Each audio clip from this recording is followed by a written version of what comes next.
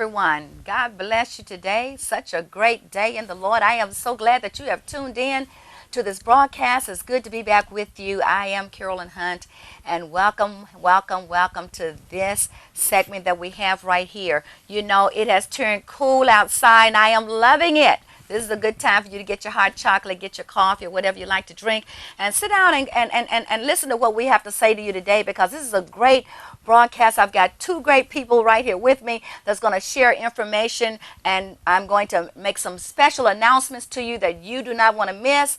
And this is some great information, like I said. So go ahead and get your coffee, and go ahead, as I introduce them, go on and get your coffee, your tea, and sit down with us, because you do not want to miss what's we're going to be sharing with you today.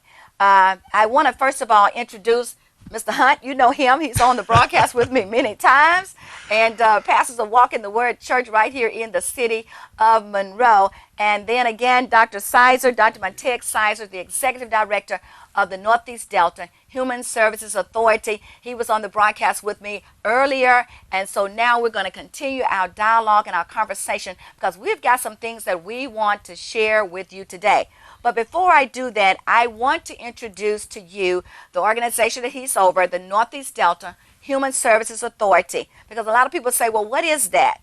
Well, I'm glad you asked. It manages the community-based services for individuals diagnosed with major mental illnesses, developmental disabilities, and addictive disorders.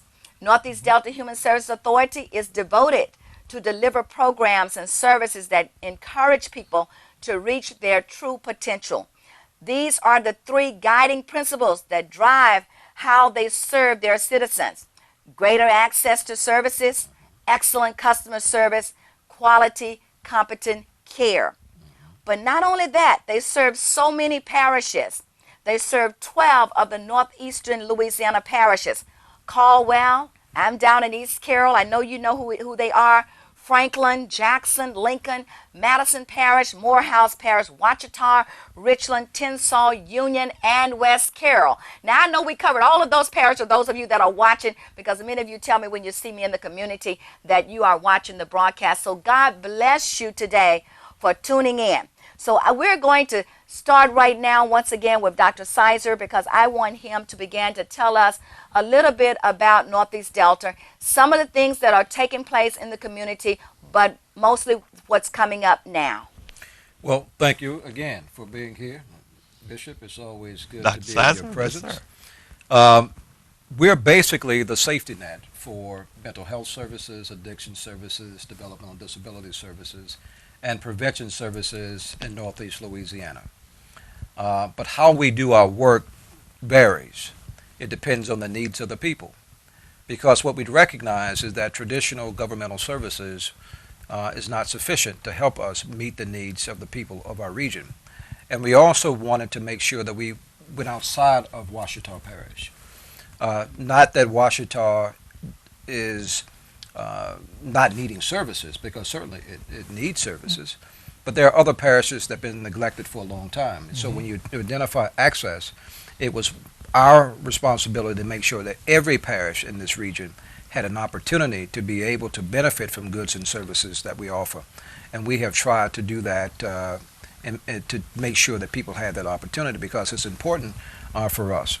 Because again, we have a responsibility to help those who can't help themselves and those who are trying to help themselves. And so we recognize also that what we offer is good, but still not sufficient, depending on the needs and issues that they are faced with. And so it's incumbent upon us to work across governmental lines. It's important for us to work in nonprofit organizations, faith organizations, business organizations, because the needs of the people that we see are complex. And so some people ask, well, Sizer, why are y'all doing workforce programs? Well, because people with mental illness and addiction need to work. absolutely. Yes. If they say, well, why are you involved in primary health care? Because most of the people who come into our clinics also have hypertension and diabetes. Absolutely. And so for us to treat only the psychiatric is good, but it's not sufficient. And so therefore we try to work in ways to try to meet and address the issues that they face. And you all know about our prevention work. Yes. Absolutely. Yes. You know, and I was just listening to all that you were just saying, and my mind was going like this because of all the things that each time when I speak with you or talk with you, I hear about all the great things that's taking place, and I just began to grow even more. I know you began the connection with the faith base, and Mr. Hunt, some of the faith-based summits that Dr. Sizer put together, and we had the privilege of being able to work with him to put those together. We gained so much information, and asking the ministers, the pastors to come together in those, and I believe you've had five of those faith-based summits. What are some of the things that you see, Dr. Hunt, that people were able to gain from that? And because I know we've got this is going to lead up to where we're going now. That people gain from that, not only the pastors but many of the others in the community that came in and they received all that information. Well, one of the primary things that was gained was awareness. We live in a community when things are happening and going on, and we see them, but we don't know what to call them. We don't have a name for it or a title for it. And so we was treating mental illness as a big taboo. We would turn our back, we'd run away, we look the other way. Because we didn't make the correlation that you're either going to have a physical illness or a mental illness. So we did not know what mental illness actually was. Schizophrenia, we didn't know what that was.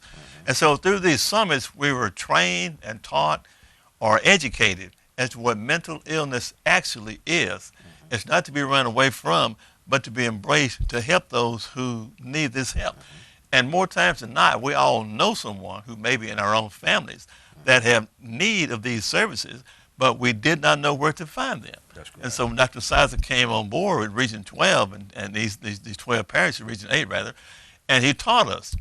We have services, we have people, but more importantly, he came and said we have competent, qualified services, and we want to provide them to you and your community.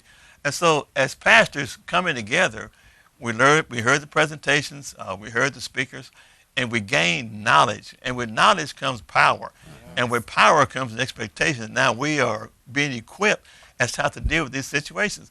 If we're in church and somebody does a certain thing, we know how to handle it.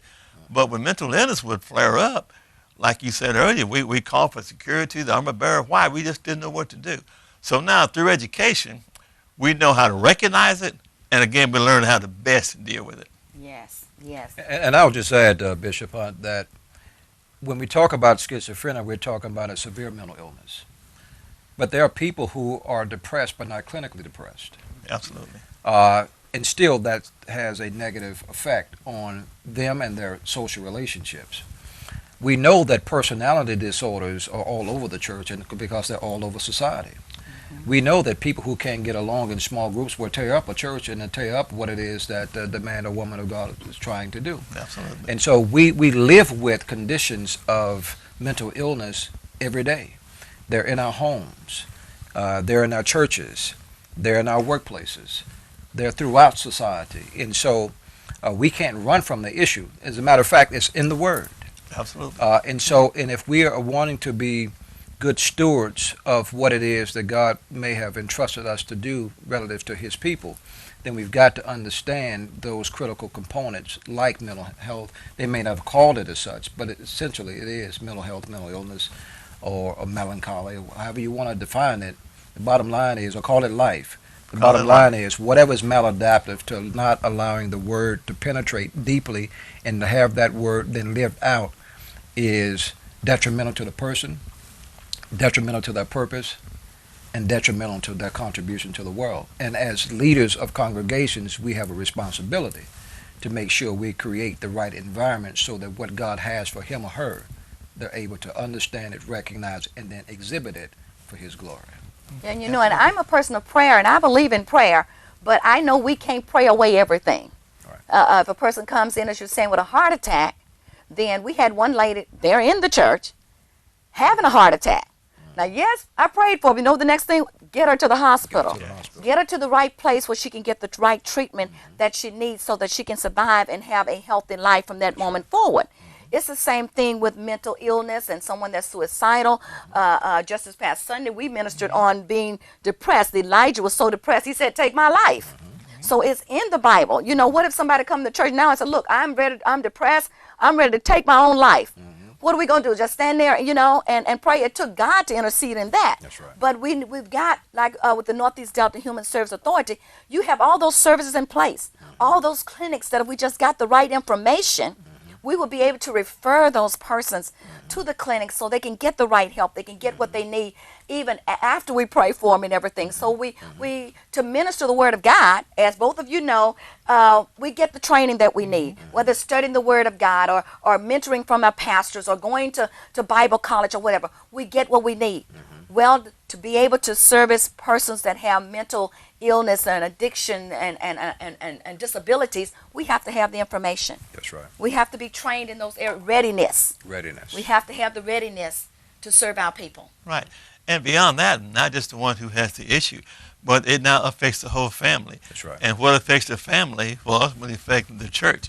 And so we've got to focus back down upon these people to help them, which may be in our own families. If not, you have a family that suffers, which contributes to a church that suffers, which contributes to society that's going to suffer.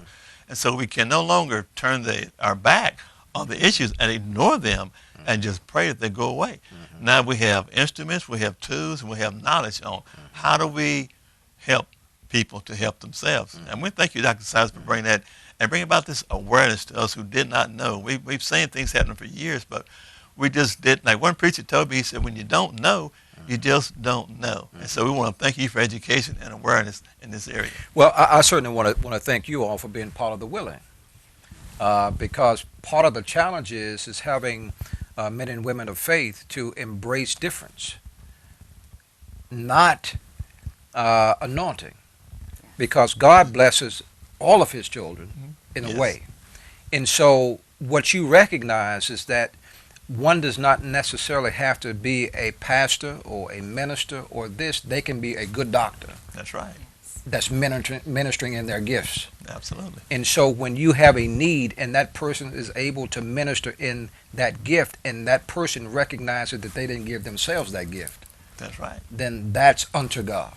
Unto God. And so when you have that connected in a web of relationships based on brokenness, wherever we find it, then we can refer it through our network so that the person can get what they need, and that creates that beloved society, because it's meeting a person where they are and helping them get to where they need to be. Because if somebody is suffering in their faith or suffering in their quest to understand and know God, well, then the referral is made to a faith institution for faith communities to do that part. That's right. Just as if somebody is struggling with mental health or addiction or hypertension or diabetes, well, you refer that out.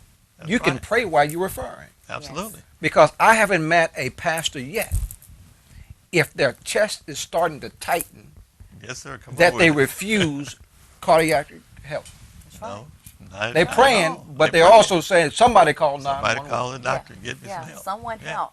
Well, if you just joined us, we are talking about, I tell you what, the Faith Partnership Readiness Training that is coming up Thursday, October the 25th, starting at 9 o'clock a.m. until 2 o'clock. There is no charge. It's going to be at 1201 Stubbs Avenue, and we are inviting you to be there. We are calling you. We are admonishing you. We're saying to you, pastors, ministers, lay persons, those in the churches, come and be a part of getting ready that you will be able to serve those persons within your church, and that you would have the knowledge, just like Bishop said, you need this knowledge. We didn't have the knowledge. Now we thank God and thank Dr. Sizer for those 5 other summits that has taken place already, to where we were able to gain the knowledge and the information that we needed about mental illness, so we wouldn't run from it, but that we would be there equipped and ready to help. So once again, that date is October the 25th. That's on a Thursday, starting at 9 o'clock a.m. until 2 o'clock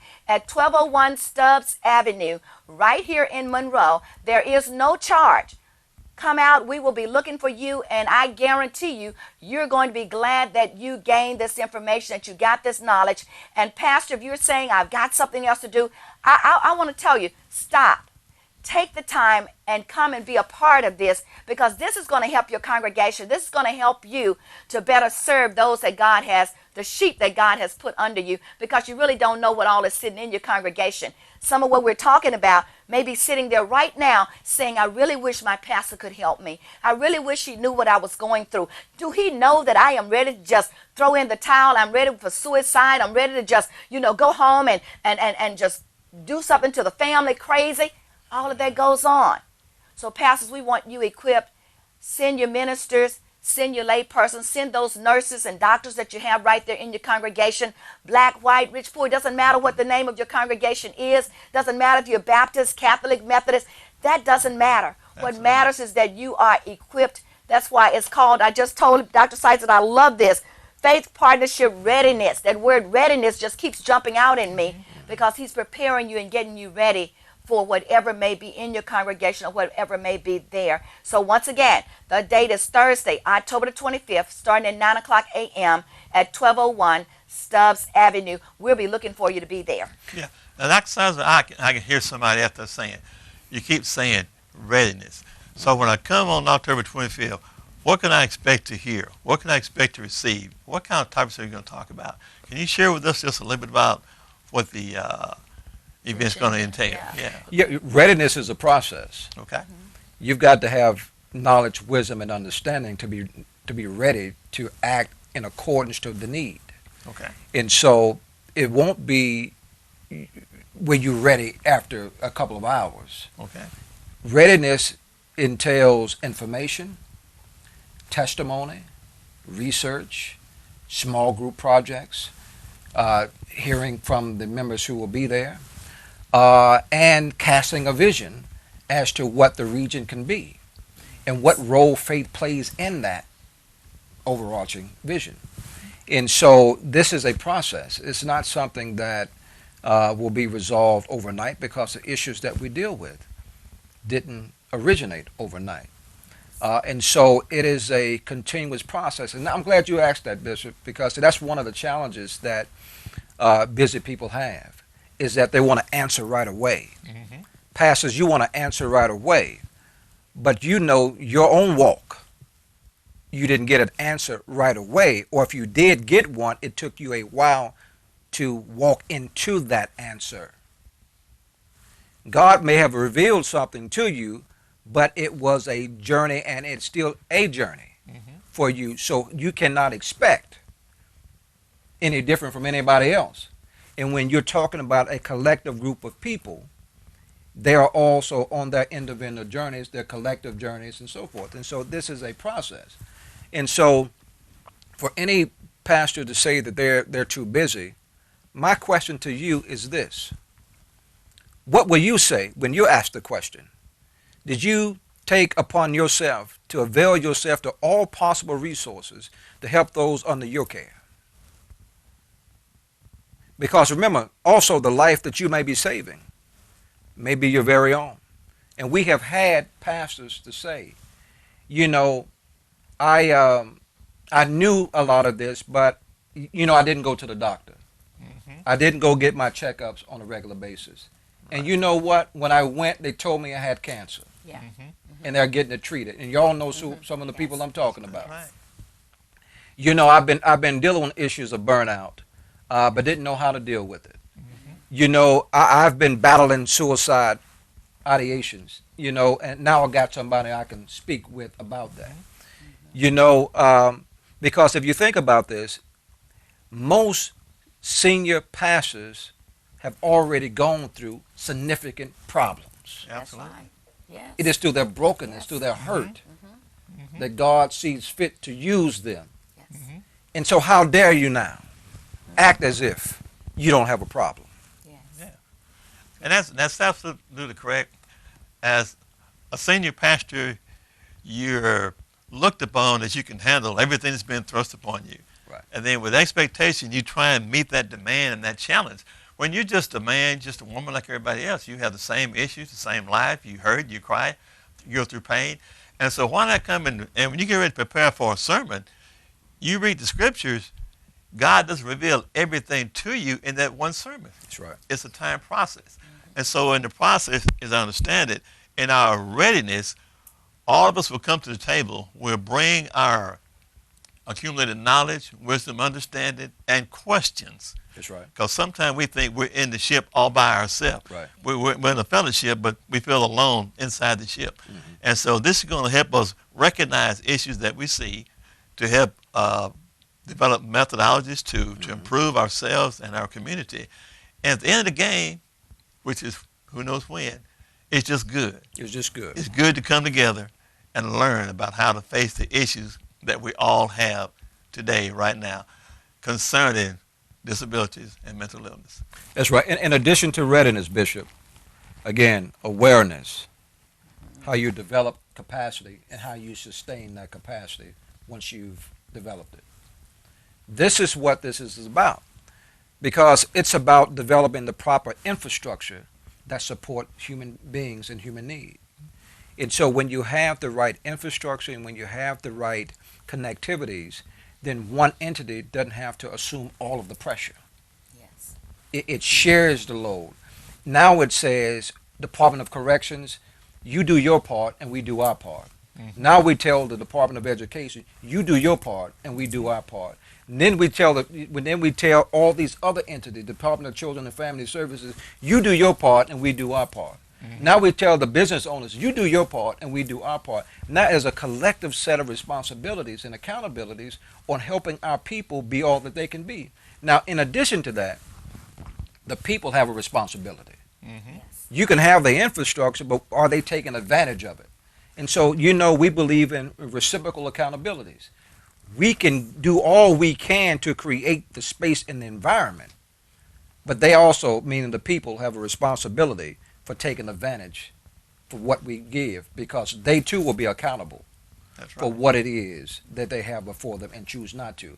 Now, that choice is limited for somebody with a mental illness and or addiction. That's right. That's what makes it different, because it becomes a brain disease or biochemical process, which is a little different from sin. Mm-hmm. Right. Now, but when you've got sin, plus a biochemical process like mental illness or addiction, mm-hmm. plus demons, plus this or that, then you've got a complex set of things that you got to work with. Yes. And this is why men and women of God can't do it alone. Can't do it alone. You have to rely on all of your assets and resources that's available to you. Well, being a senior pastor for many, many, many years, I come to a startling revelation. I don't want to do it alone. Right. I was reading something back here a few days ago. And, we put a lot of credibility in the Surgeon General and what the Surgeon General says. The Surgeon General said that you could not combat mental illness issues without the faith-based community. That's right. So we have the word, pastors, from the Surgeon General. The guy's got a number on all the cigarettes and other places. And he's saying he can't do it without you. Dr. Sizer said it. Government cannot do it without you.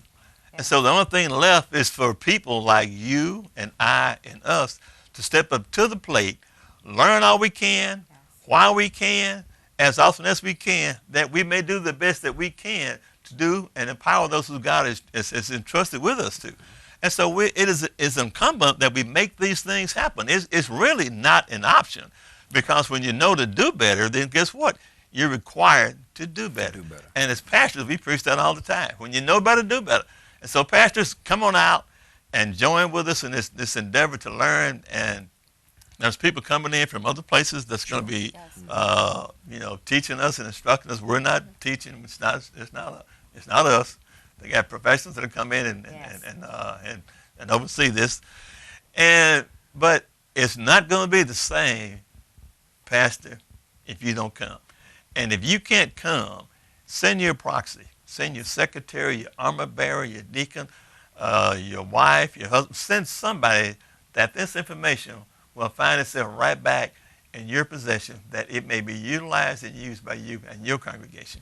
Because again, the life you save might be your own or a member of your family's. Because churches now have to do things that they historically didn't do. That's right. Absolutely. Now churches got security. Got security. Mm-hmm. Who would have ever thought that? So that's how bad it's getting. Yes. You can't even walk in certain communities or certain parks without being fearful. Yes. You can't even send your child to school and not know if they're going to make it back. That's right. So even if it's not affecting you right now, it's affecting somebody in your family and somebody in your community. And if you are called by God, and I believe that you are, isn't it incumbent upon you to do for the least of them? Yes. To equip those individuals who need to be equipped so that they can be and benefit from God's word and live out what it is that he's got for them to do? And so if you want to do it from a selfish standpoint, then do it. I don't recommend it, but do it. Because again, the life you save might be your own or your loved one. And if you're a physical conservative, what I say to you, efficient government, efficient programs, goods and services, properly coordinated or pressed down, shaken together, helping to meet a need of those who are challenged in society, will be the most economical way in order to meet human needs. Then the monies that we have, we can plow back into other things like research and development, providing more jobs, building more roads, as opposed to dealing with healthcare related issues, mental health related issues, and get this, criminal justice Yes. Oh, yes. issues. Because they will bottom out Yes. on our streets, in our hospitals, in our clinics, or in our prisons. Yes. right. Well, as Dr. Sizer said, this is going to be a great time of readiness training and learning. Bishop and I are going to be sitting right there along with you learning so that we can better serve our congregation and those people that we come into contact with on a daily basis in the schools, in the community. You want to be their pastors. We're looking for you. Look for the letter, look for the email, look for the phone call, and listen and come. You want to be a part. Once again, that date is Thursday, October the 25th, this October the 25th, on a Thursday, starting at 9 o'clock a.m. until 2 o'clock at 1201 Stubbs Avenue. That's right there, the Walk in the Word Church, 1201 Stubbs Avenue. There is no cost. Come out and do what we're going to do, and that's learn from these speakers, these well-trained speakers that's going to come and share with us and receive this information so that you can go back and serve your congregation in an even better way, because you will be equipped, and those in your church, I know that you will begin to help equip them as well. So once again, that date is Thursday, October the 25th, starting at 9 o'clock a.m., 1201 Stubbs Avenue, right here in the city of Monroe. Dr. Sizer, God bless you. Thank you so much. I'm looking forward to seeing you on the 25th. Bishop, thank you as always. It's always good to see you on the set with me. God bless you. We'll see you next time on Faith to Believe.